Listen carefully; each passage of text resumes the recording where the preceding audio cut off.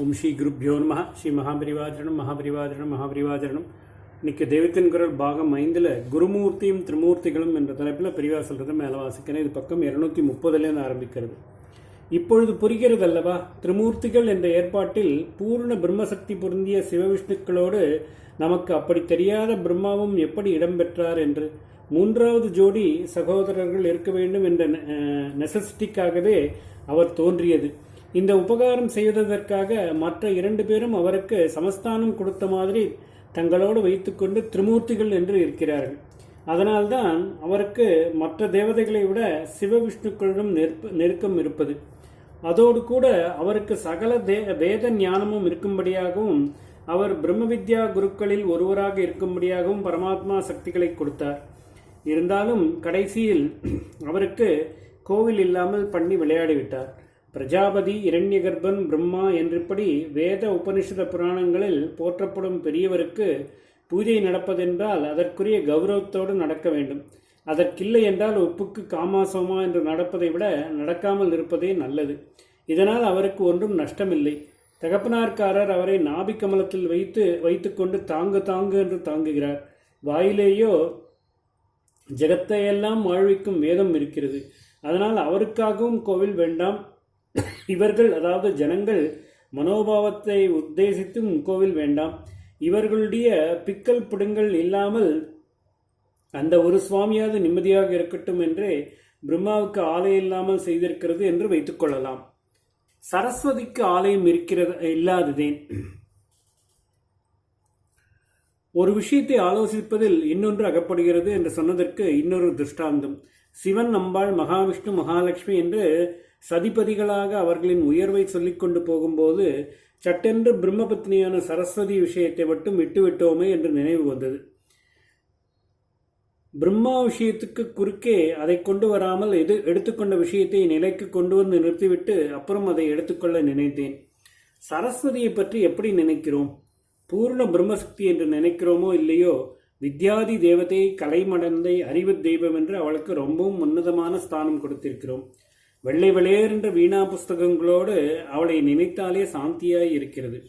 சரஸ்வதி பூஜை பண்ணுகிறோம். அவளை பற்றி ஸ்தோத்திரங்கள் மகான்கள் பண்ணியிருப்பது கம்பர், ஒட்டக்கூத்தர், குமரகுருபரர், பாரதியார் போன்றவர்கள் தமிழில் அழகாக பண்ணியிருக்கிறார்கள். அவற்றை ஓதுகிறோம். முத்துசுவாமி தீட்சிதர் முதலானவர்கள் அவள் மீது செய்திருக்கும் கீர்த்தனங்கள் பாடுகிறோம். குழந்தையாக ஸ்கூல் போக ஆரம்பிக்கும் போதே அவள் மேல் ஸ்லோகம் சொல்லி பிரியத்துடன் பக்தி பண்ண ஆரம்பித்து விடுகிறோம். இத்தனை இருந்தாலும் இவர்கள் இவ்வளவு 1000 கோவில் இருந்தும் சரஸ்வதிக்கு மட்டும் ஒன்றையும் காணோம். தமிழ்நாடு பூராவிலும் தஞ்சாவூர் ஜில்லாவில் கூத்தனூர் என்ற ஒரு இடத்தில்தான் சரஸ்வதி ஆலயம் இருக்கிறது. அது ஒட்டக்கூத்தர் கட்டிய கோவில். ஒட்டக்கூத்தனுடைய ஊர்தான் கூத்தனூர். காமக்கோட்டத்தில் காஞ்சி காமாட்சி ஆலயத்தில் சரஸ்வதிக்கு சந்நிதி உண்டு.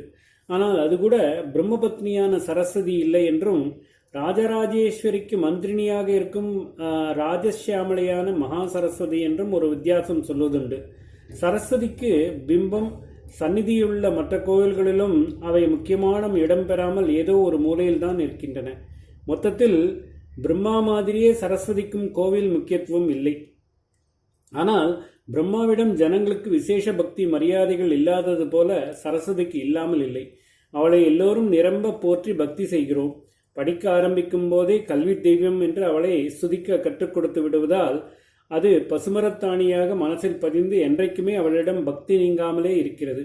நியூஸ் பேப்பர் பாஷையில் சொன்னால் அவள் பாப்புலர் தெய்வம், பிரம்மா அன்பாப்புலர் தெய்வம். அன்பாப்புலர் தெய்வத்திற்கு கோவில் இல்லை என்றால் அது நியாயம். நல்ல பாப்புலாரிட்டி இருக்கிற தெய்வத்துக்கும் ஏன் அப்படியே இருக்க வேண்டும்? இங்கேதான் நம்முடைய தேசாச்சாரம் வருகிறது. பாதிவிரத்தியம் என்பது நம் தேசாச்சாரத்தில் ஊறிப்போன விஷயம். பதிவிரதைகள் புருஷனுக்கு இல்லாத எதையும் தாங்கள் அனுபவிக்க மாட்டார்கள். சரஸ்வதி பிரம்மாவின் நாக்கிலே உட்கார்ந்து கொண்டிருக்கும் பதிவிரதை. அதாவது பிரம்மாவின் நாக்குதான் அவள் குடியிருக்கும் கோவில். அவள் எப்படி பதிக்கு கோவில் இல்லாத போது தான் மட்டும் கோவிலில் குடிக்கொள்வாள். அதனால்தான் அவளுக்கும் அவர் மாதிரி கோவில் இல்லை. அகத்திலே நாம் கூப்பிட்டால் அவள் வருவாள். தாயார் அல்லவா? அதனால் நம் குடும்பத்து மனுஷியாக வருவாள். நமக்கு அறிவு புகட்ட வேண்டிய டியூட்டியும் அவளுக்கு இருப்பதால் தனிப்பட்ட முறையில் அகத்துக்கு வருவாள். ஆனால் ஊர் உலகத்துக்கு பொதுவாக அவளை பெருமைப்படுத்தி கோவில் கட்டுவது என்றால் அப்பொழுது பதியை விட்டுவிட்டுத்தான் தான் மட்டும் மகிமை கொண்டாடிக்கொள்ள அவள் சம்மதிக்க மாட்டாள். அவளுடைய அந்த உத்தம ஸ்திரீ குணத்தை மதித்துதான் அவளுக்கு ஆலை இல்லாமல் வைத்திருக்கிறது.